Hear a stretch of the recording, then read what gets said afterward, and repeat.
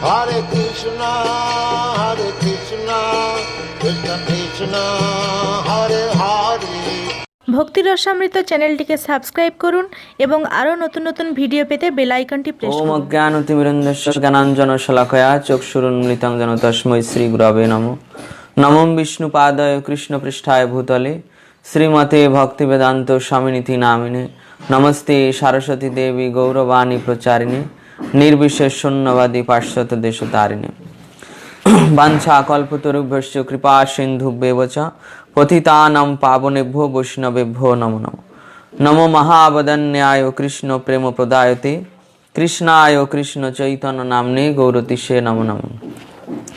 জয় শ্রী কৃষ্ণ চৈতন্য প্রভু নিত্যানন্দ শ্রী অদ্বৈত গদাধর শিবাসাদি গৌর ভক্তবৃন্দ। হরে কৃষ্ণ কৃষ্ণ কৃষ্ণ হরে হরে, হরে রাম রাম রাম হরে হরে।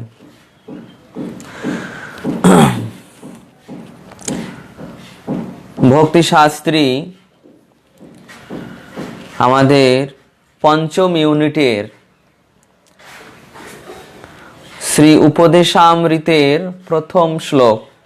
তো প্রথম শ্লোকের পূর্বে আমরা শ্রীল প্রভুপাদের ভূমিকা থেকে কিছু আলোচনা করব।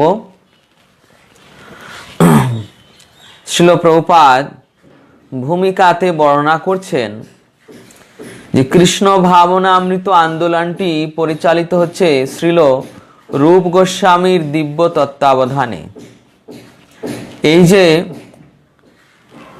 কৃষ্ণ ভাবনামৃত আন্দোলন, তো প্রভুপাদ ভূমিকায় বর্ণনা করছেন যে শ্রীল রূপ গোস্বামী পাদের তত্ত্বাবধানেই এই কৃষ্ণ ভাবনামৃত আন্দোলন পরিচালিত হচ্ছে। যেহেতু রূপ গোস্বামী হচ্ছেন ষড় গোস্বামীদের মধ্যে অন্যতম প্রধান, রূপ গোস্বামী থেকে যদিও সনাতন গোস্বামী বয়সে বড় জ্যেষ্ঠ, তথাপি সনাতন গোস্বামী শ্রী রূপকেই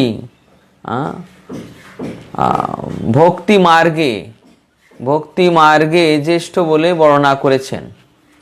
এইভাবে শ্রীল রূপ গোস্বামীর আনুগত্যময় জীবনধারা, শ্রীল রূপ গোস্বামীর তত্ত্ব দর্শনের উপরই আমাদের এই গৌড়ীয় সংস্কৃতি। এই জন্য আমাদেরকে বলা হয় রূপানুগ বৈষ্ণব।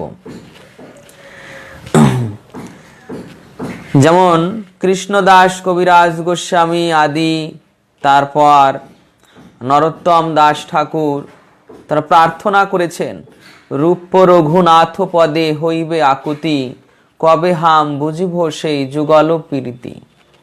অর্থাৎ ভগবত ভক্তির জগতে শ্রী শ্রী রাধা কৃষ্ণের সেই যুগল লীলাবিলাস যদি আমাদের আস্বাদন করতে হয়, তাহলে শ্রীল রূপ গোস্বামী পাদের আনুগত্যে সেটা করতে হবে। তো এই জন্য এখানে শ্রীল প্রভুপাদ রূপ গোস্বামীকেই বন্দনা করেছেন। এরপর প্রভুপাদ ব্যাখ্যা করছেন যে গোপী শ্রেষ্ঠা শ্রীমতী রাধারানীর ভাবমূর্তি নিয়ে শ্রী চৈতন্য মহাপ্রভু প্রকটিত হয়েছিলেন। শ্রীমান চৈতন্য মহাপ্রভু তিনি শ্রীমতী রাধারানীর ভাব এবং কান্তিতে আবির্ভূত। তো এইভাবে মহাপ্রভুর সেই মনোভাবকে এখানে বর্ণনা করছেন শ্রীল রূপ গোস্বামী পাদ। এই যে উপদেশামৃত, এই উপদেশামৃত মহাপ্রভুর দিব্য ভাবের অবস্থায় মহাপ্রভু মহাপুশ্রী মুখ দিয়ে যে অমৃতময় উপদেশ করেছিলেন ভাবাবেশে, সেই অমৃতময় উপদেশের আলোকেই এই শ্রীল রূপ গোস্বামী পাদ এই উপদেশামৃত রচনা করেন। তো এইভাবে সেখানে মহাপ্রভুর ভাবই বর্ণিত হয়েছে। শ্রীল রূপ গোস্বামী পাদ সংক্ষেপে অত্যন্ত বিস্তৃত বিষয় আমাদেরকে তিনি বর্ণনা করেছেন, যাতে অতি সংক্ষেপের মধ্যে আমরা এই মহাপ্রভু সেই দিব্য ভাবাবস্থায় তার যে উপদেশ এটা আমরা গ্রহণ করতে পারি। ছিল রূপ গোস্বামী ছিলেন সকল গোস্বামীদের মধ্যে শীর্ষস্থানীয় এবং আমাদের কার্যকলাপে পথ নির্দেশের উদ্দেশ্যে এই উপদেশামৃত গ্রন্থখানি অনুসরণ করার জন্য তিনি আমাদের প্রদান করেছেন। তো এখানে শ্রীল রূপ গোস্বামী যে তিনি হচ্ছেন সমস্ত গোস্বামীদের মধ্যে প্রধান। শ্রীল রূপ গোস্বামী তিনি সমস্ত গোস্বামীদের মধ্যে প্রধান। শ্রী চৈতন্য মহাপ্রভু যেমন শিক্ষাষ্টক নামে তার 8টি শ্লোক আমাদের জন্য রেখে গিয়েছেন, তেমনি শ্রীল রূপ গোস্বামী আমাদের প্রদান করেছেন উপদেশামৃত, যাতে আমরা শুদ্ধ বৈষ্ণব হয়ে উঠতে পারি। তো এই যে শ্রীল রূপ গোস্বামী আমাদের এই যে উপদেশামৃত প্রদান করেছেন, তো প্রভুপাদ তুলনা করছেন মহাপ্রভু যেমন শিক্ষাষ্টক প্রদান করেছেন। শিক্ষাষ্টক মানে এই যে 8টি শ্লোক তিনি আমাদের প্রদান করেছেন, তো সেই 8টি শ্লোক যেমন মহাপ্রভু প্রদান করেছেন, ঠিক তেমন রূপ গোস্বামী আমাদের উপদেশামৃত প্রদান করেছেন, যার দ্বারা আমরা শুদ্ধ বৈষ্ণব হয়ে উঠতে পারব।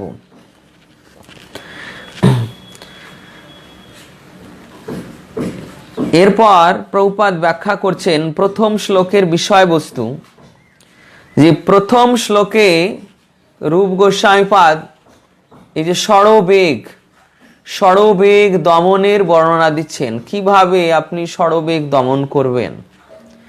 তো মানুষের প্রথম কর্তব্য হলো তার মন এবং ইন্দ্রিয়াদির সংযম। মন এবং ইন্দ্রিয়াদির সংযম না করলে কেউই ভক্তি জীবনে অগ্রসর হতে পারে না। অর্থাৎ পারমার্থিক জীবনে যদি আমাদের অগ্রসর হতে হয়, তাহলে প্রথম অবস্থায় আমাদের মন এবং ইন্দ্রিয় নিয়ন্ত্রণ করতে হয়। এই মন এবং ইন্দ্রিয়ের নিয়ন্ত্রণ ভগবদ গীতায় রয়েছে, যে যোগের দ্বারা, জ্ঞানের দ্বারা, এগুলোর দ্বারা মন ইন্দ্রিয় নিয়ন্ত্রণ হয় না। কিভাবে নিয়ন্ত্রিত হবে? পরম দৃষ্ট্যা নিবর্ততে। ভগবদ গীতায় সূত্র দেওয়া হয়েছে, পরম দৃষ্ট্যা নিবর্ততে, 2য় অধ্যায়ে, যে যখন মন বা ইন্দ্রিয় তাদের বিষয় গ্রহণ করে, কি বিষয়? উৎকৃষ্ট বিষয়, জড় বিষয় নয়। জড় বিষয় গ্রহণ করলে, যেমন জড় জগতে রূপ, রস, গন্ধ, শব্দ, স্পর্শ, এই যে জড় জগতের বিষয়, এই জড় জগতের বিষয় গ্রহণ করলে তার মন, জড় জগতের বিষয় গ্রহণ করলে তার মন কি হবে? না, নিম্নগামী হবে। কিন্তু সে যদি চিন্ময় জগতের বিষয় গ্রহণ করেন, চিন্ময় জগতের বিষয় মানে ভগবানের নাম, ভগবানের গুণ, ভগবানের লীলা, এই সমস্ত বিষয় তিনি যদি গ্রহণ করেন, তাহলে তার চিন্তা, ভাবনা, তার স্থিতি সব ঊর্ধ্বগামী হবে। তিনি কৃষ্ণ ভাবনাময় অবস্থায়, অর্থাৎ স্থিতিতে অবস্থান করতে পারবেন। তো এইভাবে প্রথমেই বর্ণনা করা হচ্ছে যে মন এবং ইন্দ্রিয়াদির সংযম।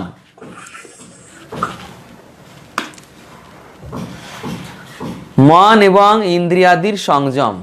তো এই মন এবং ইন্দ্রিয়াদির সংযম, মন এবং ইন্দ্রিয়াদির সংযম, এই মন এবং ইন্দ্রিয়াদির সংযম করার জন্য রূপ গোস্বামীপাদ প্রথম শ্লোক বর্ণনা করছেন। উপদেশামৃতের প্রথম শ্লোক তিনি বর্ণনা করছেন। এরপর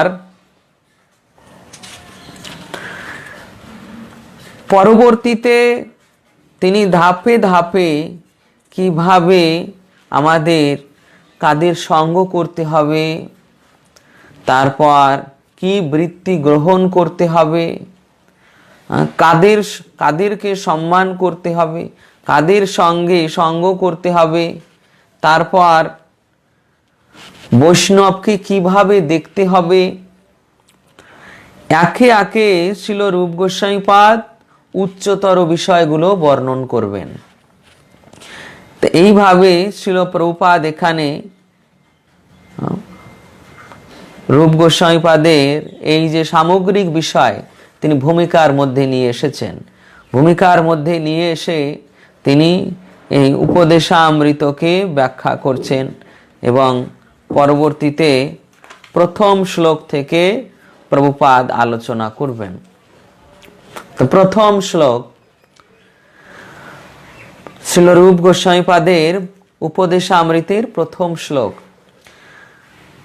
বাচ বেগম মনসো ক্রোধ বেগম জিহ্বা বেগমোদর পস্থ বেগম এতান বেগাঞ্জো বিশ্বহেত ধীর সর্বামপি মম পৃথিবীম শাসিষ্যাৎ।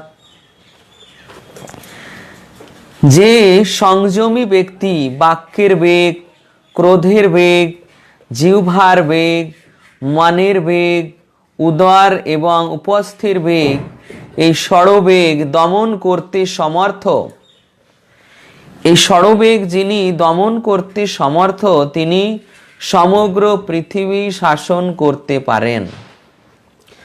সমগ্র পৃথিবী শাসন করতে পারেন অর্থাৎ তিনি তখন গোস্বামী, সন্ন্যাসী। চৈতন্য চরিতামৃতে আমরা পেয়েছি যেখানে কৃষ্ণদাস কবিরাজ গোস্বামী বলছেন যে সন্ন্যাসী জগৎগুরু, তিনি সমস্ত জগতের গুরু। কেন না তিনি ষড়বেগ দমন করতে সমর্থ হয়েছেন, তাই তিনি সমগ্র পৃথিবীকে শাসন করতে পারেন। তো শ্রীল রূপ গোস্বামীপাদ এখানে সেই একই তত্ত্ব আমাদের প্রদান করছেন যে যে সংযমী ব্যক্তি বাক্যের বেগ মানে কথা বলার বেগ, কথা বলার বেগ যিনি নিয়ন্ত্রণ করতে পেরেছেন। তারপর ক্রোধের বেগ যিনি নিয়ন্ত্রণ করতে পেরেছেন। তারপর জিহ্বার বেগ, জিহ্বা সর্বদা কোনো কিছু খেতে চায়, গ্রহণ করতে চায়, এই জিহ্বাকে যিনি নিয়ন্ত্রণ করেছেন। মনের বেগ, মন সর্বদা নিম্নগামী, মন সর্বদা নিম্ন স্তরের বিষয় চিন্তা করে। মন হচ্ছে রাজা, এই রাজা বিষয় জগতে যেদিকে ইন্দ্রিয় সম্মুখ তাকে টেনে নিয়ে যায় সেই দিকে ধাবিত হয়ে যায় অনেক সময়। এই জন্য মনকে কন্ট্রোল করতে হবে, মানে রাজা কন্ট্রোল তো ইন্দ্রিয়গুলো কন্ট্রোল। রাজা যদি কন্ট্রোল না হয় তাহলে ওই ইন্দ্রিয়গুলো মনকে পরিচালনা করে, তখন মন তার যে আত্মার নির্দেশ অনুযায়ী সেই কার্য করতে পারে না, সে তখন ইন্দ্রিয়ের দাসত্ব করে। তো এটা হচ্ছে অজিতেন্দ্রিয় মন, অজিতেন্দ্রিয় ব্যক্তি। এরপর উদরের বেগ, এই যে উদরের বেগ মানে খুব খাওয়া, উদর পূর্তি করে খাওয়া, এটা হচ্ছে উদরের বেগ। যে রূপ গোস্বামীপাদ এটা আরো বর্ণনা করেছেন। অত্যাহার প্রয়াসশ্চ প্রজল্প নিয়মাগ্রহ জনসংঘর্ষ লৌলঞ্চ সর্বীর ভক্তির বিনশ্যতি। এই অত্যাহার কি করে? পারমার্থিক প্রগতিকে নষ্ট করে অত্যাহার। তারপর উপস্থির বেগ, এই উপস্থির বেগ অত্যন্ত তীব্র, যে সাধারণ তারা তাদের মনকে নিয়ন্ত্রণ করতে পারে না। আর এই উপস্থির বেগ কেন বৃদ্ধি পায়? এই জিহ্বা বেগের জন্য। জিহ্বা বেগের জন্য চৈতন্য চরিতামৃতে বর্ণনা করা হচ্ছে। জিহ্বার লালসে ইতি উতি ধায়, কৃষ্ণদর পরায়ণ কৃষ্ণ নাহি পায়। তো এই প্রকার এই উপস্থির বেগ চিত্তকে অত্যন্ত চঞ্চল করে, সে তার পারমার্থিক স্থিতিতে স্থির থাকতে পারে না। তো এই ষড়বেগ দমন করতে যিনি সমর্থ, যদি দমন করতে হয় তাহলে উৎকৃষ্ট বিষয় দিয়ে দমন করতে হবে। বাক্যের বেগ, বাক্য কথা বলার যে স্বাভাবিক প্রবৃত্তি সেটা আমাদের রয়েছে, কিন্তু বাক্যের বেগকে যদি নিয়ন্ত্রণ করতে হয় তাহলে এমন বাক্য বলতে হয় যা কৃষ্ণ সম্বন্ধীয় বাক্য। আমি যত কৃষ্ণ সম্বন্ধীয় বাক্য বলবো ততই কিন্তু আমার বাক্যের বেগ নিয়ন্ত্রিত হবে। বাক্যের বেগ মানে জড় বিষয়ে বা জড় আলোচনায় খুব মুখর, খুব পারদর্শী, তাদেরই বলা হয় যে তাদের বাক্যের বেগ রয়েছে।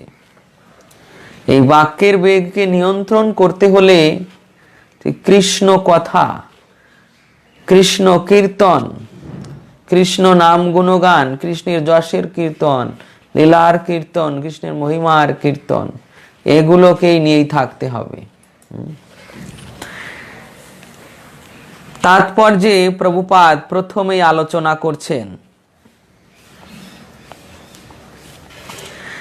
শ্রীমদ্ ভাগবতে মহারাজ পরীক্ষিত সুখদেব গোস্বামীর কাছে কতগুলি প্রশ্নের উপস্থাপনা করেছেন। এই প্রশ্নগুলির মধ্যে তার বিশেষ বুদ্ধিমত্তার পরিচয় পাওয়া যায়। যেমন তার একটি প্রশ্ন ছিল, যদি মানুষ ইন্দ্রিয় সংযম করতে না পারে তবে সে প্রায়শ্চিত্ত করে কেন? চোর ভালোভাবেই জানে চুরি করার সময় সে ধরা পড়তে পারে, এমনকি অন্য চোরদের ধরা পড়ে শাস্তি পেতে দেখেও সে চুরি করে। তো এই যে এক ব্যক্তি চুরি করছে, সে অন্যদের শাস্তি পেতে দেখেছে, তথাপি ওই শাস্তি পেতে দেখা সত্ত্বেও সে চুরি করে কেন? না, তার ওই প্রবৃত্তি মনের মধ্যে রয়েছে।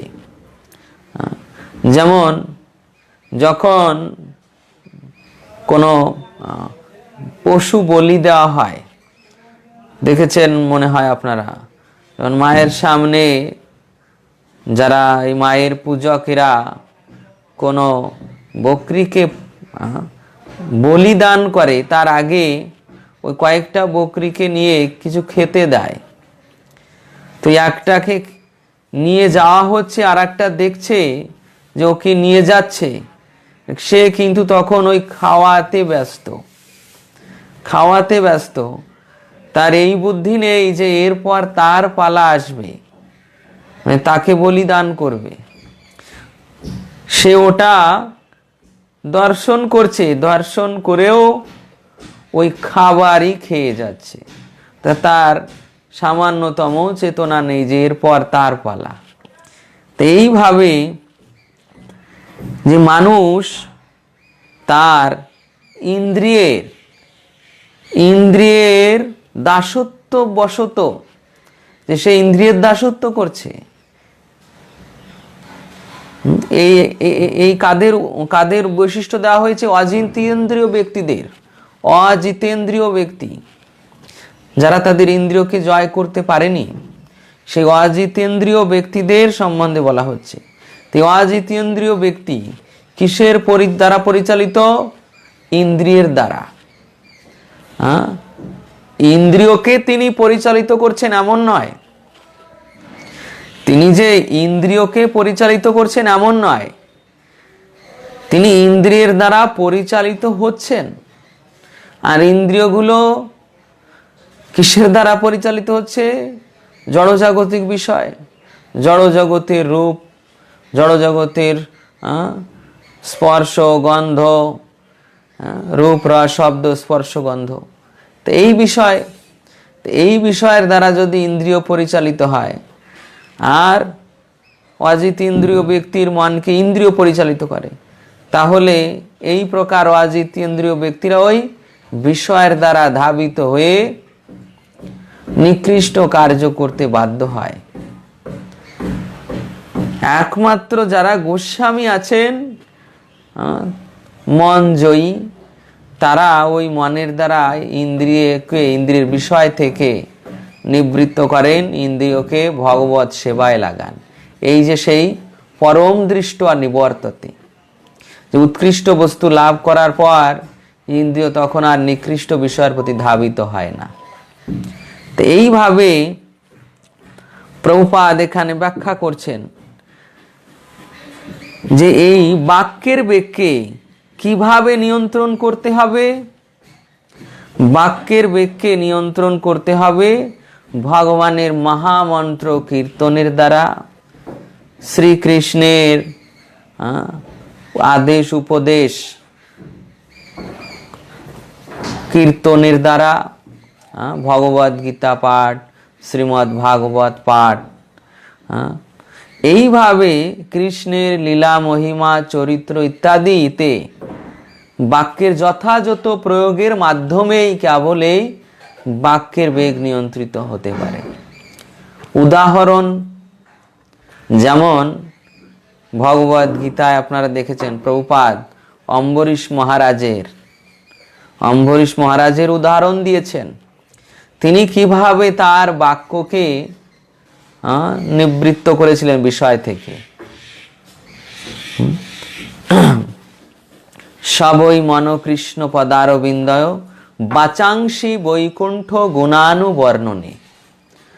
বাচাংসি বৈকুণ্ঠ গুণানুবর্ণন। অম্বরীশ মহারাজ কিভাবে বাক্যকে অর্থাৎ বাক্যের বেগকে নিয়ন্ত্রণ করেছিলেন? বাচাংসি বৈকুণ্ঠ গুণানুবর্ণনে, মানে এই বাণীকে তিনি বৈকুণ্ঠ গুণানুবর্ণনে। বৈকুণ্ঠ মানে কি? বৈকুণ্ঠ মানে ভগবানের ধাম, আবার বৈকুণ্ঠ মানে ভগবানের একটি নাম বৈকুণ্ঠ। তো এই বৈকুণ্ঠ মানে ভগবান শ্রী বিষ্ণুর কথা, তার নাম, তার লীলা, তার যশ, তার রূপ, এই শ্রবণ কীর্তনে এবং এই বৈকুণ্ঠের সংবাদ মানে চিন্ময় জগতের তত্ত্ব আলোচনায়, এইভাবে তিনি তার বাক্যের বেগকে নিয়ন্ত্রণ করেছিলেন। চিন্ময় জগতের তত্ত্ব আলোচনার মাধ্যমে, কৃষ্ণ কথা বর্ণনের মাধ্যমে, কৃষ্ণ কথা কীর্তনের মাধ্যমে। এটাই হচ্ছে বাক্যের বেগ নিয়ন্ত্রণের সর্বশ্রেষ্ঠ উপায়। অন্যান্য পন্থার দ্বারা কখনো বাক্যের বেগ নিয়ন্ত্রিত হয় না। অন্যান্য পন্থা যেমন দেখেছেন, যোগী ব্যক্তিরা বা মৌনী ব্যক্তিরা নিশ্চল হয়ে বসে থাকে, মৌনতা অবলম্বন করে, কিন্তু ওই প্রকার মৌনতা সত্ত্বেও তারা তাদের বাক্যের বেগ নিয়ন্ত্রণ করতে পারে না। প্রভুপাদ তিনি বর্ণনা করছেন এক জায়গায় যে তিনি এই যে দেখুন, দেখা যাচ্ছে তিনি অনর্গল কৃষ্ণ কথা বর্ণন করে যাচ্ছেন, কৃষ্ণ নাম কীর্তন করে যাচ্ছেন, তথাপি প্রভুপাদ এক জায়গায় বলছেন যে তিনি মৌনী। প্রভুপাদ বলছেন তিনি মৌনী। মৌনী মানে কথা না বলা এমন নয়, শুধু মৌনী মানে কৃষ্ণ কথা ভিন্ন অন্য কথা না বলা। এই হচ্ছে তিনি প্রকৃত মৌনী, যে তিনি কৃষ্ণ কথা ভিন্ন, কৃষ্ণের তত্ত্ব ভিন্ন, কৃষ্ণের নাম আলোচনা, কৃষ্ণের নাম কীর্তন ভিন্ন অন্য কিছু কথা বর্ণনা করেন না। এটাই হচ্ছে মৌনী, প্রকৃত মৌনী। তো এইভাবে প্রভুপাদ প্রথমে আমাদের বলছেন যে সর্বপ্রথমে বাক্য সংযমের প্রয়োজন। আমাদের প্রত্যেকের বাকশক্তি আছে, তাই সুযোগ পাওয়া মাত্রই আমরা কথা বলতে শুরু করি। কৃষ্ণ কথা না বলে আমরা অন্য সব বাজে কথা বলি। মাঠের ব্যাঙ যেমন বিরক্তিকর আওয়াজ করে চলে, সেই রকম আমাদের জিহ্বা থাকার জন্য আমরাও কথা বলে চলি, কিন্তু যা বলি তা সবই বাজে কথা। ব্যাঙের বিরক্তিকর আওয়াজ শুধু তার মৃত্যুরূপী সাপকে ডেকে আনে। যদিও এই আওয়াজ তার মৃত্যুকে ডেকে আনে, তবুও ব্যাঙ সেই আওয়াজ করেই চলে। তো প্রভুপাদ এখানে ব্যাঙের উদাহরণ দিয়েছেন। কোন ব্যাঙ? সেই ব্যাঙ গর্তের মধ্যে লুকিয়ে থাকে। সর্প তো অন্য স্থানে মনে করুন বিচরণ করছে, কিন্তু ওই ব্যাঙের আওয়াজ যখন হয় তখন সর্প কিন্তু ওই আওয়াজ মানে শব্দ লক্ষ্য করেই সেই দিকে চলে আসে। সর্পের কিন্তু অন্তরাত্মা এত বিকশিত নয় যে কোথায় ব্যাঙ রয়েছে সে তার অন্তর্দর্শী হয়ে জেনে নেবে। ব্যাঙ কিন্তু, সর্প কিন্তু এমন অন্তর্দর্শী নয়। সর্প কিভাবে জানতে পারছে? ওই ব্যাঙের আওয়াজ শুনে। তো এই আওয়াজ ধরে ধরে এসে সেই গর্তের মধ্যে ঢুকে ব্যাঙকে খেয়ে ফেলবে।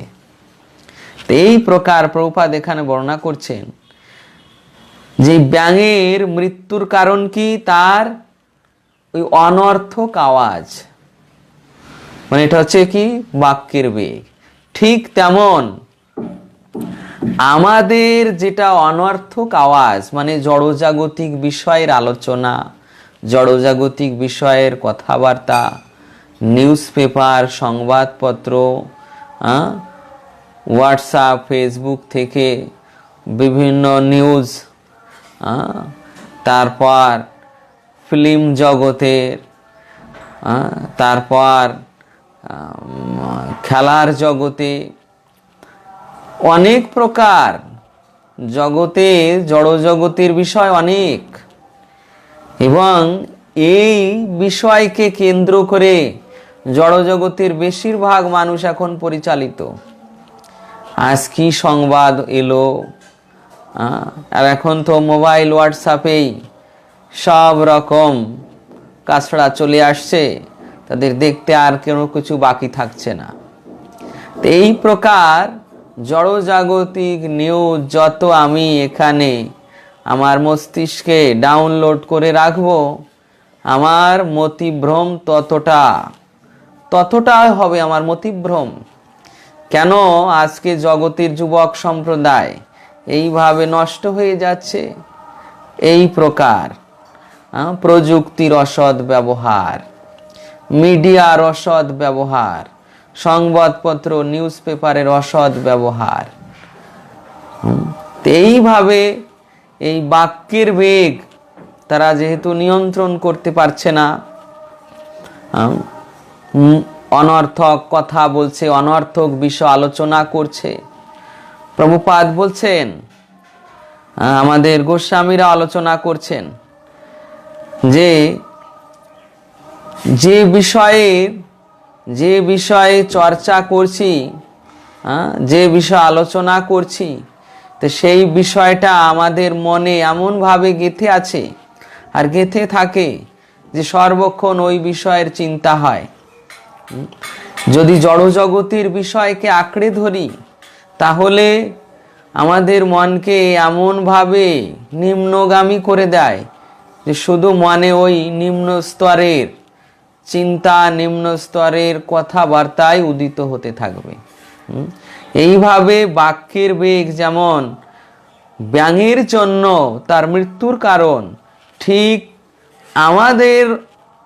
আমাদের জীবনেও এই প্রকার বাক্যের বেগ মৃত্যুর কারণ। কেমন মৃত্যু? পারমার্থিক মৃত্যু। পারমার্থিক মৃত্যু। আমরা পারমার্থিক জগৎ থেকে, ভক্তি জগৎ থেকে বিচ্ছিন্ন হয়ে যাব এই জড়জগতিক বিষয় আলোচনার দ্বারা। এই জন্য গ্রহণ করতে হবে উৎকৃষ্ট বিষয়, কথা বলতে হবে উৎকৃষ্ট বিষয়ের। আমার মুখ দিয়ে যা বের হবে তা অত্যন্ত উৎকৃষ্ট হতে হবে। তাই প্রভুপাদ এখানে ব্যাখ্যা করছেন যে বাক সংযমের কথা শ্রীল রূপ গোস্বামীপাদ এইভাবে ব্যাখ্যা করেছেন। কৃষ্ণ কথা প্রচারের মাধ্যমে আমাদের বাক শক্তি শ্রীকৃষ্ণের গুণকীর্তনে নিয়োগ করে আমরা বাক সংযম করতে পারি। ভগবত ভক্ত বা কৃষ্ণ কথার প্রচারক কখনো মৃত্যুর কবলে আবদ্ধ হন না। বাক সংযমের গুরুত্ব এখানেই। এই যে বাক সংযমের গুরুত্ব দেখুন, কৃষ্ণ কথা প্রচারকের কখনো তিনি মৃত্যুর কবলে আবদ্ধ হন না। যিনি কৃষ্ণ কথার প্রচারক, কেন না তার বাক সংযম, শুধু সংযম নয়, তিনি বাক্যের এই কথা বলার এই যে প্রবৃত্তি, একে ব্যবহার করে তিনি কৃষ্ণ সেবা করছেন, মানে কৃষ্ণের কথা প্রচার করছেন, কৃষ্ণের বাণী জগৎবাসীকে শোনাচ্ছেন, জগৎবাসীদের কৃষ্ণের উপদেশ করে শিক্ষা প্রদান করছেন। এইভাবে তিনি বাক্যের এই বেগকে যথাযথভাবে ব্যবহার করছেন, সৎ প্রয়োগ। এটাই হচ্ছে সৎ প্রয়োগ। তো এই সৎ প্রয়োগ হলে তখন আর তার পারমার্থিক মৃত্যুর জন্য সেই বাক্যের বেগ দায়ী থাকে না। তার পারমার্থিক অগ্রগতি প্রদান করে। এই জন্য আমাদের এই বাক্যের বেগকে কৃষ্ণের বিষয় আলোচনায়, কৃষ্ণের কথা কীর্তনের মাধ্যমেই ব্যবহার করতে হবে। আর এটাই হচ্ছে বাক্যের বেগ নিয়ন্ত্রণ। এরপর দ্বিতীয় বিষয় আসছে মনসবেগ। মনসবেগ মানে মনের বেগ। মনের বেগকে কিভাবে নিয়ন্ত্রণ করবেন? তো মনের বেগ শ্রীকৃষ্ণের পাদপদ্মে মন অর্পণ করতে পারলেই মনোবেগ বা চঞ্চল মনকে নিয়ন্ত্রণ করা যায়। প্রভুপাদ প্রথমেই বর্ণনা করেছেন যে যদি শ্রীকৃষ্ণের পাদপদ্মে মনকে অর্পণ করা যায় তবেই বাক্যের বেগ নিয়ন্ত্রিত হবে। তো এই প্রসঙ্গে আমরা সেই অম্বরীশ মহারাজের উদাহরণ থেকেই দেখতে পাই যে অম্বরীশ মহারাজ কিভাবে বাক্যের বেগকে মনের বেগকে নিয়ন্ত্রণ করেছিলেন। প্রভুপাদ প্রথমেই দিয়েছেন সবই মন কৃষ্ণ পদারবিন্দয়, সবই মন কৃষ্ণ পদারবিন্দয়। অর্থাৎ শ্রীকৃষ্ণের শ্রীপাদ পদ্মে তিনি মনকে নিবদ্ধ করেছিলেন। শ্রীকৃষ্ণের শ্রীপাদ পদ্ম, শ্রীকৃষ্ণের শ্রীপাদ পদ্ম মানে শ্রীকৃষ্ণের শ্রীপাদ পদ্মের সেবায়, সেবা ভাবনায়, তারপর শ্রীকৃষ্ণের বীর্যবতী কথা চিন্তায়, স্মরণে, কৃষ্ণের লীলা স্মরণে, এই যে সেবার ভাবনায়, প্রেমময়ী সেবার ভাবনায় তিনি তার মনকে নিযুক্ত করেছিলেন। সবই মন কৃষ্ণ পদারবিন্দয়। রূপ গোস্বামী তিনি একটি ভজন লিখেছিলেন, সেই ভজনে তিনি বর্ণনা করেছেন কৃষ্ণদেব ভবন্তম বন্দে মনমানস মধুকর মর্পয় নিজ পদ পঙ্কজ মকরন্দে কৃষ্ণদেব ভবন্তম বন্দে। হে কৃষ্ণ, হে দেব, তোমার শ্রীপাদ পদ্মের মধু আস্বাদনে আমার এই মন রূপ ভ্রমরকে নিযুক্ত করো। শ্রীপাদ পদ্মের মধু, কৃষ্ণের শ্রীপাদ পদ্মের মধু কি?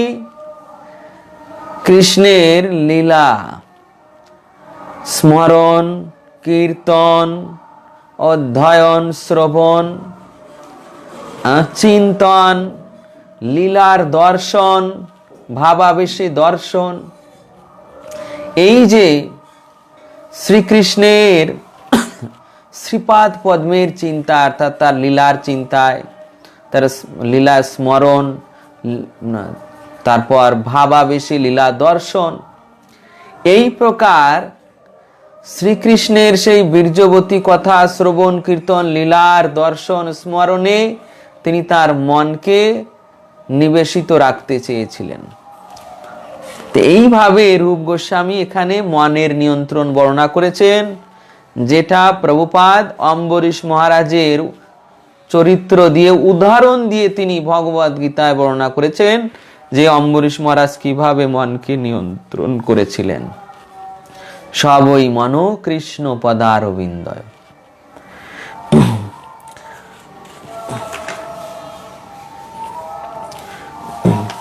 প্রভুপাদ এখানে ব্যাখ্যা করছেন, কৃষ্ণ সূর্য সম, মায়া হয় অন্ধকার, যাহা কৃষ্ণ তাহা নাহি মায়ার অধিকার। শ্রীকৃষ্ণ হচ্ছেন সূর্যের মতো, তার মায়া হচ্ছে অন্ধকারের মতো। যেখানে সূর্যের আলো আছে সেখানে অন্ধকার থাকে না। সেই রকম কৃষ্ণ ভাবনায় মন তন্ময় হলে মায়ার দ্বারা আর তা প্রভাবিত হতে পারে না। যোগ মার্গে নেতি নেতি উপায়ে এই কাজ হবে না। মনকে ভাবনা শূন্য করা একটা কৃত্রিম পন্থা। মন ভাবনাহীন থাকতে পারে না। তবে কৃষ্ণ চিন্তা করে, কৃষ্ণ সেবার কথা চিন্তা করে মনকে সংযত করা যায়। তো প্রভুপাদ শেষে সিদ্ধান্ত বর্ণনা দিচ্ছেন, কৃষ্ণ চিন্তা করে, কৃষ্ণ সেবার কথা চিন্তা করে। কৃষ্ণ চিন্তা করে মানে কৃষ্ণের লীলার স্মরণ, কৃষ্ণের মনে করুন কৃষ্ণ কথা শ্রবণ করেছেন, কোথাও একাকী বসে সেই কথা স্মরণ করছেন। তারপর মহাজন সাধুদের মুখে কৃষ্ণের নাম, কৃষ্ণের তত্ত্ব, কৃষ্ণের যশের বর্ণন শ্রবণ করেছেন। তারপর মনে করুন গৃহে বসে একাকী অবস্থায় ওটাকে স্মরণ করছেন যে মহাত্মা তিনি ভগবানের কি বর্ণনা করেছিলেন। এই যে স্মরণ, কৃষ্ণ চিন্তা, এর দ্বারা মন নিয়ন্ত্রিত হচ্ছে। এরপর কৃষ্ণ সেবার কথা চিন্তা করে, মনে করুন আপনি মন্দিরবাসী বা গৃহস্থ ভক্ত বাড়িতে রয়েছেন, তো তখন আপনাকে চিন্তা করতে হচ্ছে যে আমি সকালে তো এটা রন্ধন করেছি, দুপুরে কি রন্ধন করব, দুপুরে ভগবান শ্রীকৃষ্ণকে, মদন গোপালকে কি রাধা মাধবকে কি রাধা মদন মোহনকে কি ভোগ নিবেদন করব। এই যে কৃষ্ণের সেবার বিষয়ে চিন্তা, কৃষ্ণকে কি ভোগ প্রদান করব, তারপর বিকালে কি ফল ভোগ প্রদান করব, এরপর ভবিষ্যতের চিন্তা, কিভাবে ভবিষ্যতেও কৃষ্ণের সেবা এমন সুন্দরভাবে চলবে। প্রভুপাদ এই যে এত বড় সোসাইটি করেছেন, এখানে তিনি সব এই ধরনের চিন্তাই করেছিলেন, কিভাবে আমার সংস্থা ঠিক থাকবে, পারস্পরিক কলহ রহিত হয়ে তারা জেবিসির আন্ডারে থাকবে, মায়াপুরকে কেন্দ্র করে সমস্ত ভক্তবৃন্দ সমস্ত স্থানে মঠ মন্দির পরিচালিত হবে। এই প্রকার এই যে তার চিন্তা, ঠিক আমাদেরও এই প্রকার কৃষ্ণ কেন্দ্রিক চিন্তা, কিভাবে কৃষ্ণের সেবা হবে, কিভাবে সকালে সেবা করলাম, দুপুরে কি আয়োজন করা হবে, বা আজ সেবা চলছে 2 দিন পর কি ভাবন শ্রীকৃষ্ণ তার মনের ভাব গ্রহণ করেন। ভাবগ্রাহী জনার্দন, মনে তখন ভগবানের প্রতি ভাব ভক্তির উদিত হয়। এই যে ভক্তি 3 প্রকার ভক্তি। প্রথম হচ্ছে কি সাধন ভক্তি, তারপর দ্বিতীয় স্তরে চলে আসে ভাব ভক্তি, তারপর তৃতীয় স্তরে প্রেম ভক্তি। তো সাধন ভক্তিতে বিধি, সমস্ত বিধি বৈধি রাগানুগা 2টি স্তর রয়েছে। তারপর ভাব ভক্তিতে এই মনে তখন ভগবানের প্রতি, মন শুদ্ধ হলে মনে তখন ভগবানের প্রতি বিশুদ্ধ ভাব উৎপন্ন হয়। তারপর ধীরে ধীরে সেই প্রেমের স্তরের বিষয়ের বস্তু, প্রেমের স্তরে চিন্তন, নিত্য লীলাবিলাস এগুলো দর্শন করেন।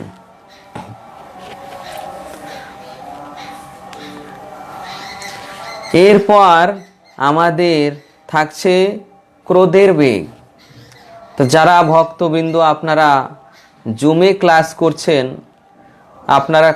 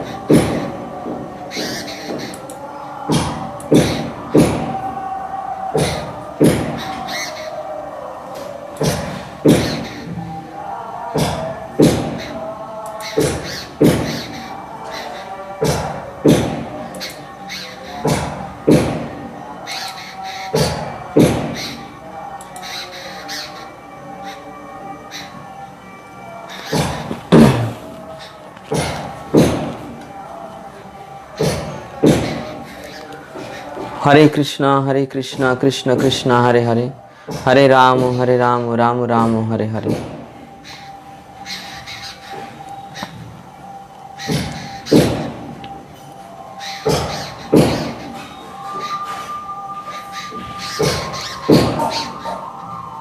হরে কৃষ্ণ। আমরা 2-1 মিনিট ব্রেক নিব, তারপর আমরা আবার আমাদের দ্বিতীয় পর্বের আলোচনায় ক্রোধের বেগ থেকে শুরু করব। হরে কৃষ্ণ। হরে কৃষ্ণ। দ্বিতীয় ক্ষেত্রে আমরা দ্বিতীয় পর্বের আলোচনায় আমরা ফিরে এলাম। আমাদের এবারে বিষয় থাকছে ক্রোধের বেগ কিভাবে জয় করা যায়। প্রথমে আমরা শ্রবণ করেছি কিসের বেগ? বাক্যের বেগ এবং মনের বেগ। এরপর তৃতীয় বেগ ক্রোধের বেগ। প্রভুপাদ বর্ণনা করতে প্রথমেই লিখছেন যে ক্রোধকে একেবারে জয় করা যায় না, অর্থাৎ এই ক্রোধের বেগকে একেবারে আমরা জয় করতে পারবো না, কিন্তু একে অন্যদিকে চেঞ্জ করতে হবে। অন্যদিকে চেঞ্জ করতে হবে মানে যেটা মনে করুন বেগটা যেন না হয়, অসৎ প্রয়োগ যেন না হয়, এই জন্য ক্রোধ করব যেখানে শাস্ত্রে করতে বলা হয়েছে। ক্রোধের বেগটাকে চেঞ্জ করতে হবে। প্রভুপাদ বলছেন যে ঠিক সেইভাবে ক্রোধের বেগকে আমরা একেবারে জয় করতে পারি না, কিন্তু ভগবৎ বিদ্বেষের প্রতি আমরা ক্রোধ প্রকাশ করতে পারি। ভগবৎ বিদ্বেষী যারা ভগবানের প্রতি বিদ্বেষ পরায়ণ, এই ভগবৎ বিদ্বেষীদের প্রতি ক্রোধ প্রকাশের মাধ্যমে আমরা ক্রোধের সৎ প্রয়োগ করতে পারি। যেমন প্রভুপাদ এখানে উদাহরণ দিয়েছেন, শ্রী চৈতন্য মহাপ্রভু যেমন জগাই মাধাইয়ের প্রতি ক্রোধ প্রকাশ করেছিলেন, জগাই মাধাইয়ের উপর তিনি ক্রোধ প্রকাশ করেছিলেন মহাপ্রভু। প্রভুপাদ এখানে সেই দৃষ্টান্ত কে তুলে ধরে বলছেন যে এটাই হচ্ছে ক্রোধের সৎ প্রয়োগ, ক্রোধের সৎ প্রয়োগ। এখানে প্রভুপাদ আলোচনা করছেন নিজের ক্ষেত্রে ভক্ত সব অপমান সহ্য করবেন, কিন্তু শ্রীকৃষ্ণের বা তার শুদ্ধ ভক্তের অবমাননায় যথার্থ ভক্ত আগুনের মতো ক্রোধ প্রকাশ করবেন। ক্রোধের বেগ দেখুন কোথায় প্রকাশ করার বর্ণনা দেওয়া হয়েছে, যে শুদ্ধ ভক্ত নিজের ক্ষেত্রে তিনি অপমান সহ্য করবেন, নিজের ক্ষেত্রে। মহাপ্রভু শিক্ষা, অমানি না মানদেন তৃণাদপি শুনিচেন তররিব সহিষ্ণু না, অমানি না মানদেন কীর্তনিয়া সদাহরি। কি বলছেন? তৃণাদপি শুনিচেন তররিব সহিষ্ণু না। তৃণাদপি মানে তৃণ ঘাস, ঘাস তো ঘাসের উপর যদি পা অর্থাৎ চরণ স্থাপন করা হয়, পাড়া দেওয়া হয়, তাহলে ঘাসটা আপনা আপনি নিচে চলে যাবে। যখনই পাটা তুলে নেওয়া হবে তখন আবার মাথা উঁচু করে দিবে। তো এখানে মহাপ্রভু বলছেন যে ঘাস তার উপর চরণ স্থাপন করতে দিচ্ছে, আবার চরণ উঠিয়ে নিলে মাথা উঁচু করে দাঁড়িয়ে পড়ছে। তো ভক্ত এ অপেক্ষাও সহিষ্ণু হবেন, মানে তিনি ওই মাথাটাও দিয়ে দেবেন চরণের তলে, আর তিনি কোনো প্রতিক্রিয়া করবেন না। প্রতিক্রিয়া করবে না, অর্থাৎ তৃণ থেকেও অধিক সহনশীল। তররিব সহিষ্ণু না, আর সহিষ্ণুতার মধ্যে তরুর বৃক্ষের সঙ্গে তুলনা করা হয়েছে। তররিব মানে তরুর মতো, বৃক্ষের মতো। যেমন গাছপালা কেটে দেওয়া হচ্ছে, তারা কিন্তু কিছু প্রতিকার করে না, কিছু বলে না যে এই আমাকে কেন কাটছো। তারা এই প্রকার কোনো শব্দই করবে না, কাটছে লোককে বারণও প্রদান করবে না। তো এই যে তরুর মতো সহনশীল, তো মহাপ্রভু বর্ণনা করছেন যে নিজের ক্ষেত্রে ভক্ত এই প্রকার সহনশীল হওয়ার চেষ্টা করবেন, যদিও এটা সকলের পক্ষে সম্ভব নয় অতটা, কিন্তু তথাপি আমাদের ওই জিনিসটাকে আদর্শ মেনে, ওই বিষয়টাকে আদর্শ মেনে যতটুকু সম্ভব পারা যায় ততটুকুই করতে হবে। তো এই যে মহাপ্রভুর বাণী, একে যিনি আদর্শ রূপে মানেন বা অনুসরণ করার চেষ্টা করেন, এই বিষয়টাকেই প্রভুপাদ এখানে লক্ষ্য রেখে বর্ণনা করছেন যে ভক্ত নিজের ক্ষেত্রে সমস্ত অপমান সহ্য করবেন, ঠিক তৃণাদপি শুনিচেন তররিব সহিষ্ণু না। কিন্তু কখন তিনি তার ক্রোধ প্রকাশ করবেন সে বিষয়ে বর্ণনা করা হচ্ছে। যদি শ্রীকৃষ্ণের বা তার শুদ্ধ ভক্তের অবমাননা করা হয়, কেউ মনে করুন ভগবানের বিরুদ্ধাচরণ করছেন, তারপর প্রামাণিক শাস্ত্রের বা ভগবদ গীতা ভাগবত এই সমস্ত শাস্ত্রে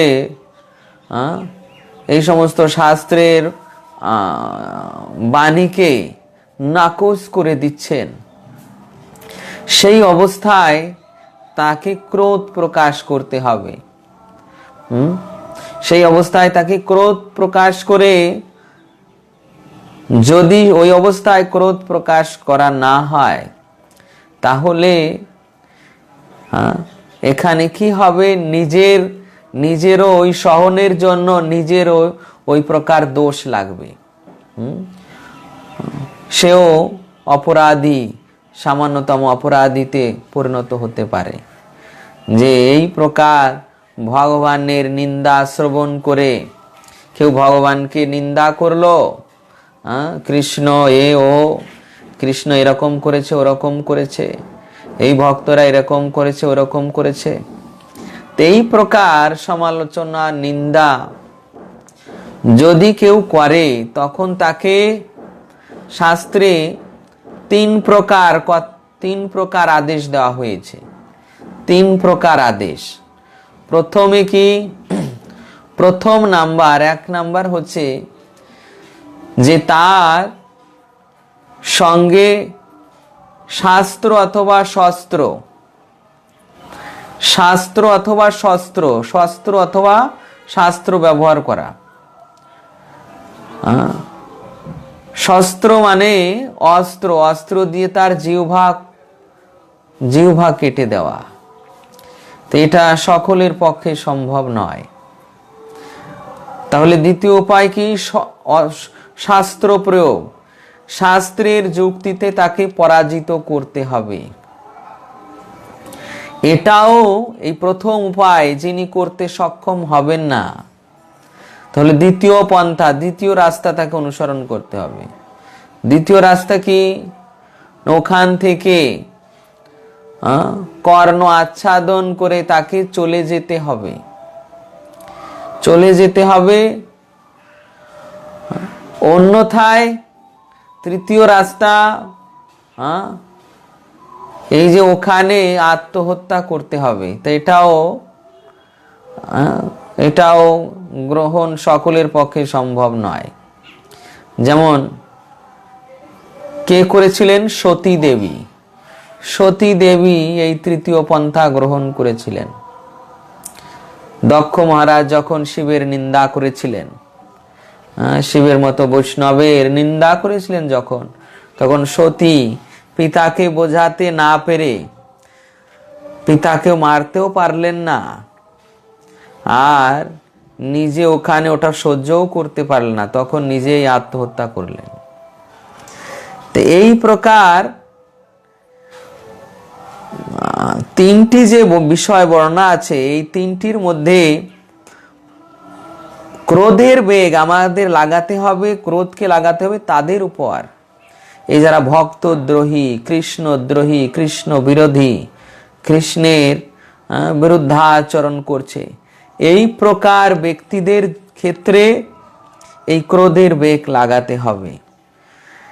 ক্রোধ বেগ সংযত করা যায় না, কিন্তু উপযুক্ত ক্ষেত্রে তা প্রয়োগ করা যায়। ক্রোধের বলেই পবন পুত্র হনুমান লঙ্কায় আগুন ধরিয়ে দেন। এভাবে তিনি আজও ভগবান শ্রীরামচন্দ্রের সর্বশ্রেষ্ঠ ভক্ত হিসেবে জগৎ পূজ্য। এভাবে হনুমান তার ক্রোধের যথাযোগ্য ব্যবহার করেন।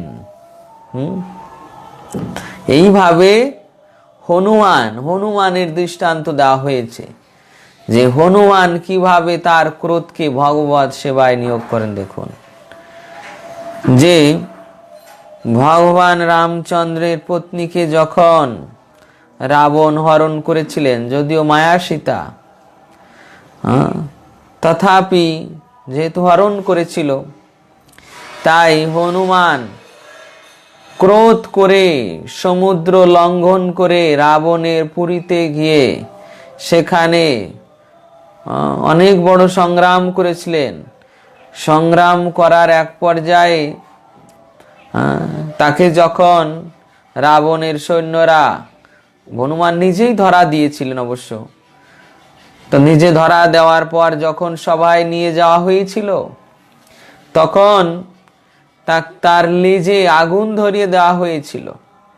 তা হনুমান তখন ওই অগ্নি দিয়ে সমস্ত লঙ্কাকে জ্বালিয়ে দেন। অনেক অসুরের স্ত্রী পুত্র তারা ওই অগ্নিকাণ্ডে নিহত হয়েছিল। এইভাবে রাবণের পুরীকে হনুমান ক্রোধ করে অগ্নি দিয়ে দগ্ধ করেছিলেন। তাই এই যে যদিও মনে হচ্ছে যে অগ্নি দিয়ে কেউ মনে করুন যে কারো বাড়িতে আগুন ধরিয়ে দিল, স্বাভাবিক অবস্থায় কি হবে? সেটা দণ্ডনীয় অপরাধ। স্বাভাবিক অবস্থায় এই বিষয়টি হবে দণ্ডনীয় অপরাধ, স্বাভাবিক অবস্থায়। আর ভক্তি ক্ষেত্রে কি হচ্ছে?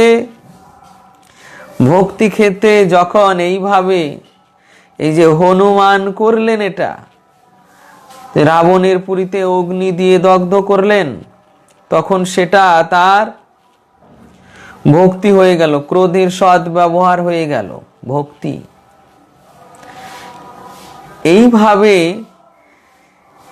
এই ক্রোধকে তার উপযুক্ত স্থানে ব্যবহার করার মাধ্যমে আমরা এই ক্রোধের সৎ প্রয়োগ করতে পারি। কেননা ক্রোধ যায় না, ক্রোধ আমাদের যাবে না, কিন্তু একে সৎ প্রয়োগ করতে হবে।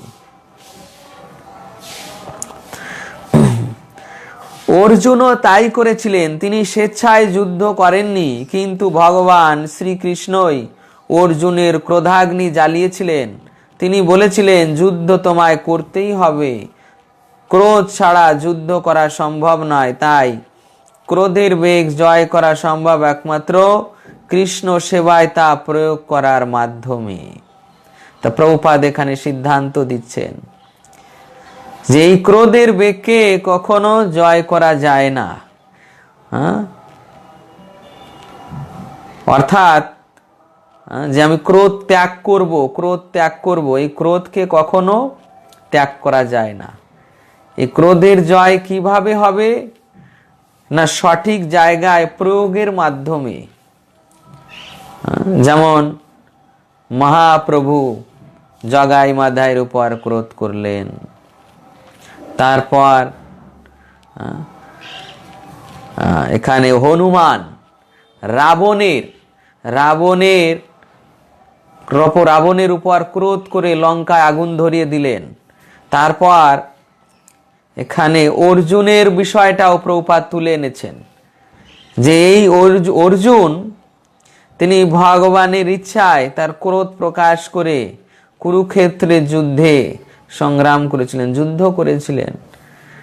তো এইভাবে তার ক্রোধকে ভগবত সেবায় নিয়োগ করেছিলেন, এবং এটাই হচ্ছে ক্রোধের সৎ প্রয়োগ, উপযুক্ত প্রয়োগ। এর মাধ্যমেই ক্রোধ নিয়ন্ত্রিত হবে। এরপর চতুর্থ বেগ, সেটা হচ্ছে জিহ্বা বেগ। জিহ্বা বেগকে কিভাবে নিয়ন্ত্রণ করা যায়? জিহ্বা বেগকে কিভাবে নিয়ন্ত্রণ করা যায়? জিহ্বা দিয়ে যদি মুখরোচক খাবার খাওয়া হয়, তাহলে চৈতন্য চরিতামৃতে কৃষ্ণদাস কবিরাজ গোস্বামী বলছেন, জিহ্বার লালসে যে ইতি উতি ধায় কৃষ্ণ দ্বার পরায়ণ কৃষ্ণ নাহি পায়। যে জিহ্বার লালসে এখানে ওখানে খেয়ে বেড়ানো হচ্ছে। তো এই যে জিহ্বাকে সবসময় মুখরোচক খাবার দেওয়া হচ্ছে, এতে জিহ্বা বেগ বেড়ে যাচ্ছে। জিহ্বা বেগ, জিহ্বা কি চাইবে? টক, কারো মিষ্টি পছন্দ, কারো লঙ্কা ঝাল, কারো তিক্ত, তার এই রকম অনেক প্রকার রস। এই রস আস্বাদন জড় জগতে, এই যে রস আস্বাদন, এই রসের প্রতি জিহ্বা ধাবিত হয়, এটা কেমন ওটা কেমন। এইটা হচ্ছে জিহ্বা বেগ। এই জিহ্বা আবেগকে নিয়ন্ত্রণ করতে হলে প্রভুপাদ বলছেন যে শুধুমাত্র কৃষ্ণ প্রসাদ গ্রহণ করাই ভক্তের একমাত্র কর্তব্য। নিয়মিত সময় প্রসাদ গ্রহণ করা উচিত। জিহ্বা বা উদরের তাড়নায় দোকানে তৈরি কোনো খাবার বা মিষ্টি খাওয়া উচিত নয়। যদি আমরা সংকল্প করে শুধু কৃষ্ণ প্রসাদ গ্রহণ করি, তা পালন করে চলি, তাহলে আমরা উদরবেগ জিহ্বাবেগ জয় করতে পারি। এই জিহ্বাবেগ জয় করতে পারি কিভাবে? কৃষ্ণ প্রসাদ গ্রহণের মাধ্যমে। কৃষ্ণ প্রসাদ গ্রহণের মাধ্যমে জিহ্বাবেগকে জয় করা যায়। শ্রীল ভক্তি সিদ্ধান্ত সরস্বতী প্রভুপাদ তিনি বর্ণনা করেছেন যে এই যে কৃষ্ণ প্রসাদ গ্রহণ, কৃষ্ণ প্রসাদ গ্রহণ, কৃষ্ণ প্রসাদ বলে যে বিষয়গুলো আমাদের ভক্তি জীবনে চঞ্চলতার সৃষ্টি করে, সেই বিষয়গুলো যদি অতিরিক্ত খাওয়া হয়, কৃষ্ণ প্রসাদ গ্রহণ করতে হবে, সেটাও প্রয়োজন অনুযায়ী, সেটাও প্রয়োজন অনুযায়ী। আমি কৃষ্ণ প্রসাদ গ্রহণ করব, সেটাও প্রয়োজন অনুযায়ী। প্রয়োজনের অতিরিক্ত সেটা আমার ওই উদর বেগের কারণ হয়ে দাঁড়ায় এবং সেটা ভজন রাজ্যে বাধা সৃষ্টি করে। এই জন্য পরিমিত আহার বিহার। উদরের বেগ জিহ্বার বেগ এটা একই সরল রেখায়। প্রভুপাদ ব্যাখ্যা করেছেন, ছিল ভক্তি সিদ্ধান্ত সরস্বতী প্রভুপাদ, যে এই যে জিহ্বার বেগ, উদরের বেগ এবং উপস্থের বেগ এরা একই সরল রেখায় চলে। জিহ্বার বেগের জন্য উদরের বেগ হয়, উদরের বেগের জন্য উপস্থের বেগ হয়। এই জন্য এই জিহ্বার বেগকে সর্বপ্রথমে নিয়ন্ত্রণ করতে হবে কৃষ্ণ প্রসাদ দানের মাধ্যমে। প্রসাদ হিসেবেও এমন প্রসাদ অতিরিক্ত গ্রহণ করা উচিত নয় যেটা চিত্তের চঞ্চলতায় সৃষ্টি করে। আবার অনেক বিষয় রয়েছে, যেমন এই যে সয়াবিন, সয়াবিন যেটা, এই সয়াবিনটাও চিত্তের এত চঞ্চলতা সৃষ্টি করে, এটাকে যখন আমরা আমাদের ইন্দ্রিয় তৃপ্তির জন্য প্রসাদ বানিয়ে খাচ্ছি, প্রসাদ বানিয়ে সেবা করছি, তখন সেটা আমাদের ভজনের পক্ষে ক্ষতিকারক হলো, হানিকর হলো। তো এই বস্তু যদি আমরা গ্রহণ করি, তাহলে সেটা আমাদের ওই জিহ্বা বেগের জন্য দায়ী হলো। তো এই সমস্ত বস্তু থেকে দূরে থাকা প্রয়োজন। যদি ভক্তি জীবনে অগ্রগতি লাভ করতে হয়, তাহলে এই প্রকার যেগুলো চিত্তের পক্ষে হানিকারক, রাজভোগ, অতিরিক্ত মিষ্টি, অতিরিক্ত ঝাল, এই প্রকার অতিরিক্ত বিষয়, সেগুলো ছিল ভক্তি সিদ্ধান্ত সরস্বতী প্রভুপাদ বলছেন, যদি সেগুলো প্রসাদ হয়, তাহলে সামান্য প্রসাদের মান রাখার জন্য সামান্য গ্রহণ, যাতে আমার প্রসাদের মানও রাখা হয়, আমার ভজন সাধনে হানিকারক না হয়। আর এর থেকে দূরে থাকাই বরঞ্চ ভালো। সয়াবিনটাকে না খাওয়াই ভজনের পক্ষে ভালো। তো এইভাবে যেগুলো আমাদের জিহ্বা বেগের কারণ হয়ে দাঁড়ায়, উদর বেগের কারণ হয়ে দাঁড়ায়, উপস্থ বেগের কারণ হয়ে দাঁড়ায়, সেগুলো ত্যাগ করাই ভক্তি জীবনের অনুকূল অনুশীলন। তো এইভাবে জিহ্বাবেগ শুধু কৃষ্ণ প্রসাদ, পরিমিত কৃষ্ণ প্রসাদ গ্রহণের মাধ্যমেই হতে পারে।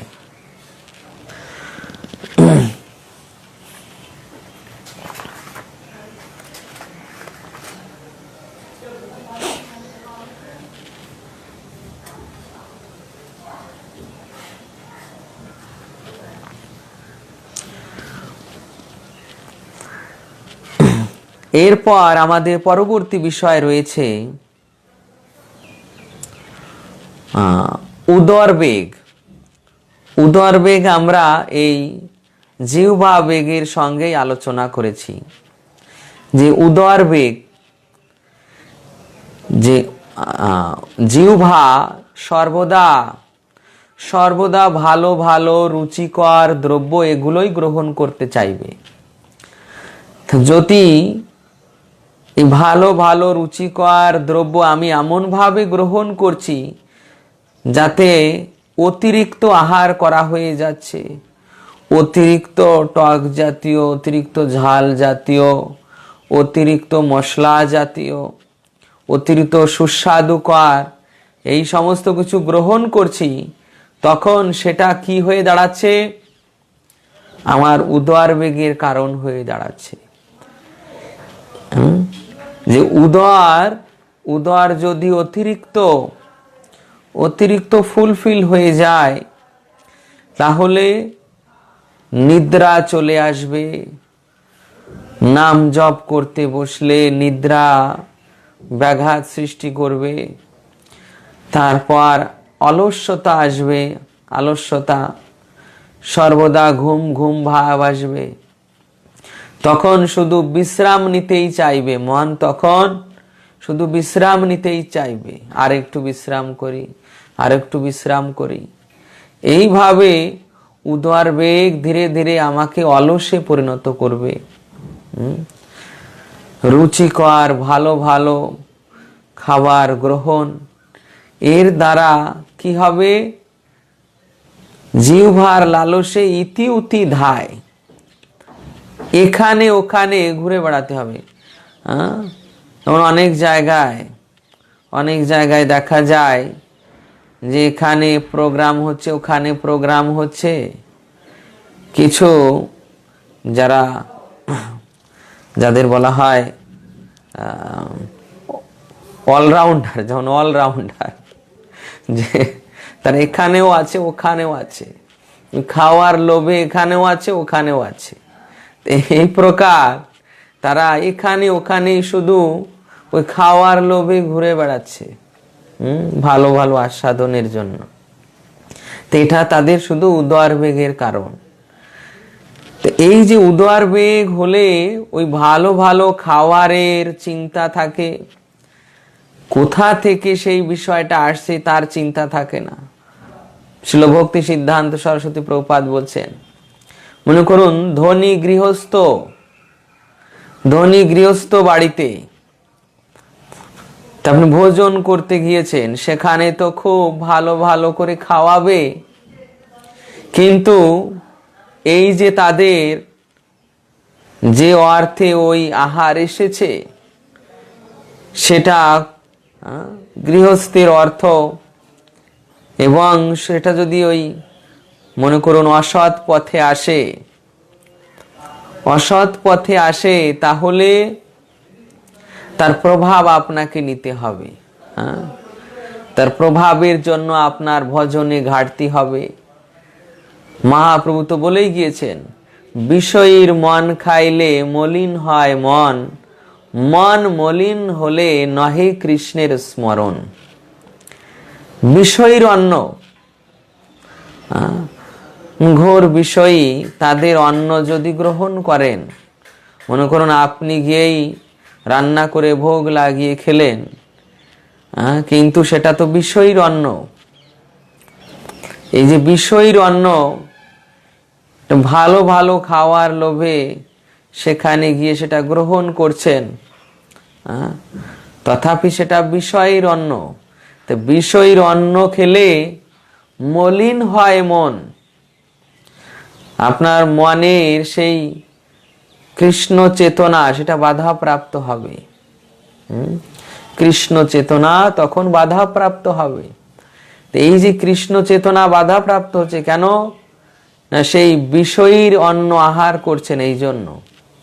তো এইভাবে ভজনে ব্যাঘাত হলো। তারপর অতিরিক্ত ভালো খাওয়ার জন্য, মনে করুন অতিরিক্ত মশলা জাতীয়,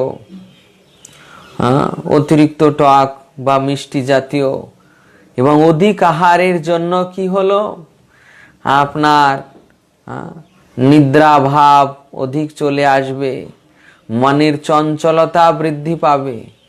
তখন মনকে স্থির রেখে জপ করা, মনকে স্থির রেখে ভগবানের আরাধনা করা কঠিন হয়ে পড়বে। এই জন্য ওই বিষয়ের অন্ন ভালো হলেও সেটাকে না খাওয়াই ভালো। আর যদি বাধ্যতামূলক কখনো গ্রহণ করতে হয় তাহলে পরিমিত বা স্বল্প। তো এইভাবে আমাদের এই বিষয়ের অন্নের জন্য, তারপর অতিরিক্ত খাওয়ার জন্য, লালসার জন্য এই উদরের বেগ আমাদের বেড়ে যায়। উদরের বেগ বৃদ্ধি হওয়ার জন্য যে জিহ্বার লালসা এখানে ওখানে ইতি উতি ধায়, তাতে কি হয়, জিহ্বার বেগে উদরের বেগ, উদরের বেগে উপস্থির বেগ। এইভাবে আমাদের চিত্তে চঞ্চলতার সৃষ্টি হয়। তখন ধীর মনে স্থির মনে নাম জপ, কৃষ্ণ সাধনা, কৃষ্ণের চেতনা, কৃষ্ণের স্মরণ এগুলো হয় না, এগুলো বাধাপ্রাপ্ত হয়। যারা কৃষ্ণ ভক্ত তারা চতুর হবেন। কৃষ্ণ ভক্ত চতুর। চতুর মানে যে তার ভক্তিতে বাধা সৃষ্টিকারী এমন বিষয় তিনি এড়িয়ে চলবেন। ভক্তিতে বাধা সৃষ্টিকারী আপনি নিজেই দেখবেন যে অতিরিক্ত আহার করবেন যেদিন, দেখবেন সেদিন আপনার খুব নিদ্রা পাবে, সেই দিন আলস্যতা বাড়বে। আর বিষয়ের অন্ন এরকম ভাবে যদি গ্রহণ করেন তাহলে সেদিনের কৃষ্ণ স্মরণ নিজেই দেখবেন, নাম জপ নিজেই দেখবেন। আর অন্যান্য দিন যেদিন মনে করুন মন্দিরে ভগবানের মহাপ্রসাদ গ্রহণ করলেন সেদিনের চেতনা দেখবেন। এইভাবে আপনি নিজেই উপলব্ধি করবেন। এইভাবে জিহ্বা বেগ, উদর বেগ, উপস্থ বেগ একই সরল রেখায় চলে। এরপর প্রভুপাদ ব্যাখ্যা করছেন যে উপস্থের বেগ অপ্রয়োজনে যৌগ সঙ্গম না করে উপস্থ বেগ জয় করা যেতে পারে।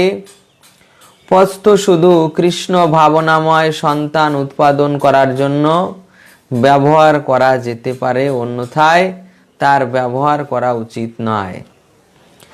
কৃষ্ণ ভাবনামৃত সঙ্গে বিবাহের ব্যবস্থা আছে, তবে তা ইন্দ্রিয় তর্পণের জন্য নয়, কৃষ্ণ ভক্ত সৃষ্টি করার জন্য।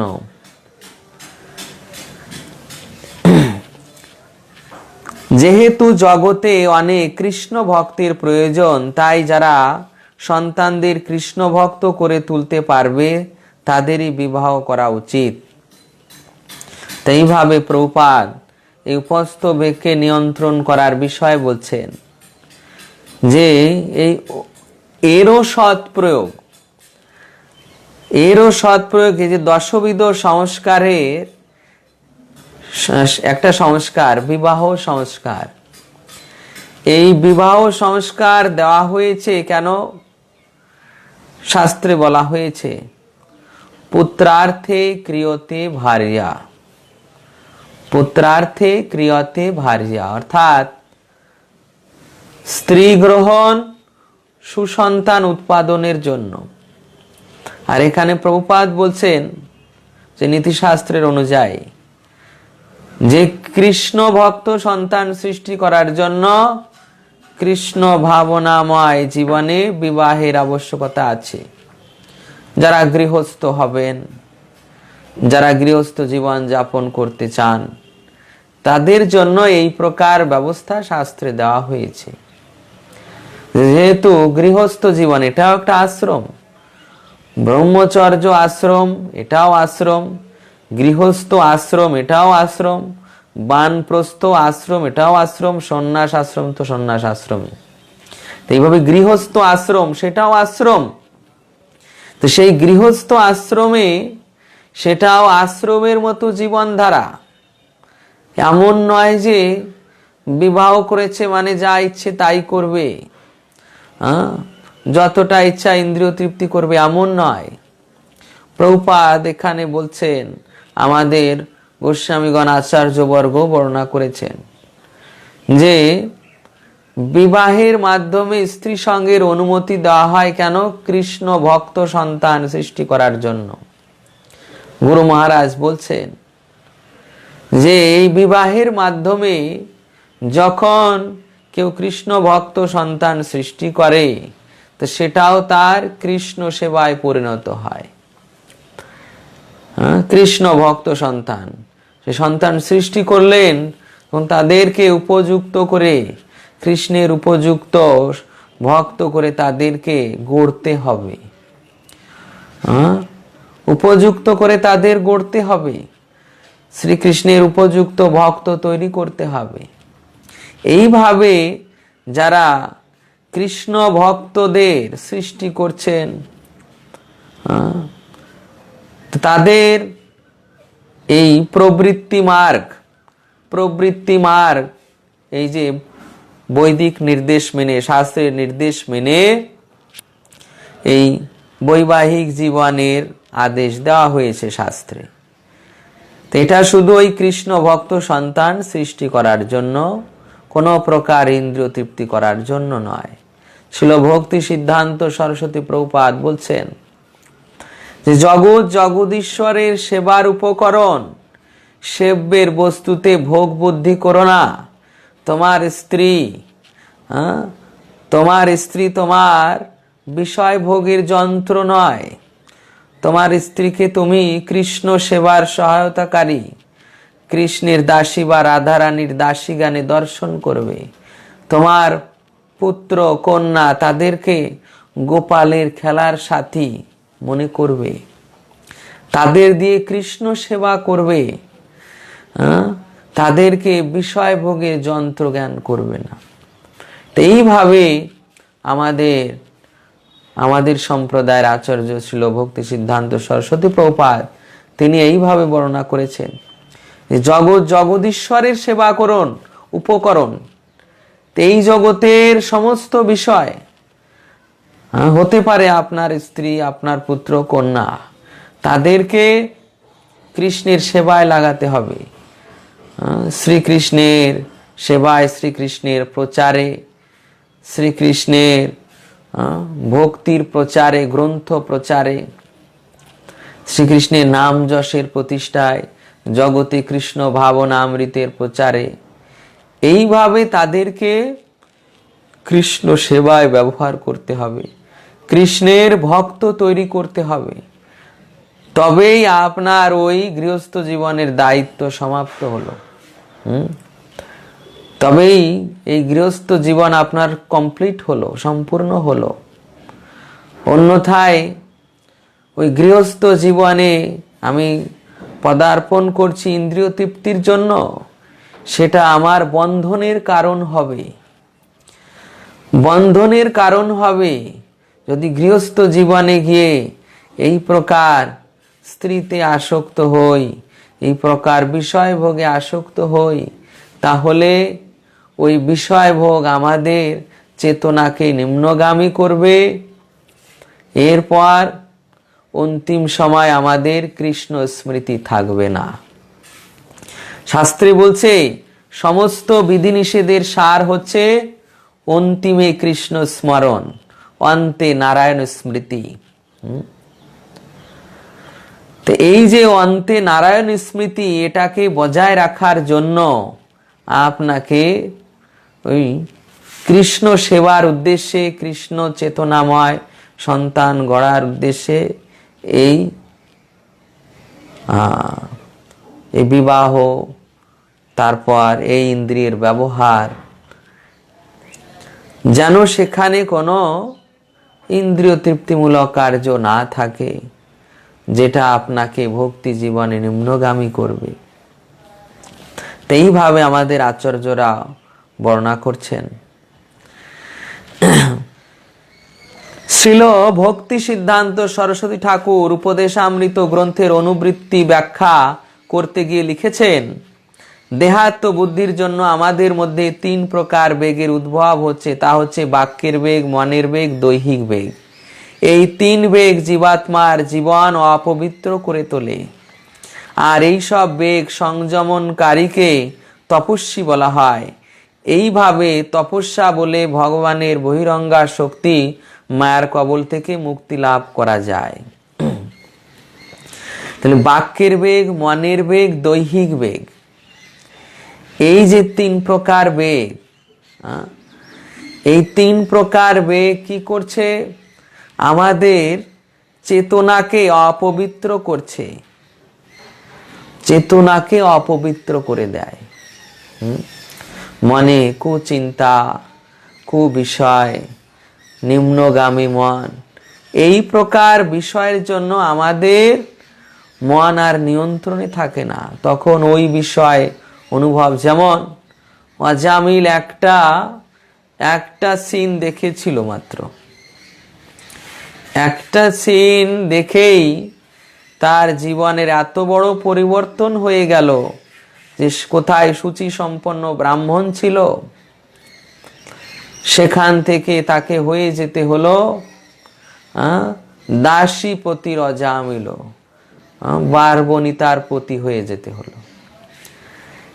এই প্রকার এই মনের বেগ, বাক্যের বেগ, ক্রোধের বেগ, এটা জীবাত্মার জীবনকে অপবিত্র করে তোলে।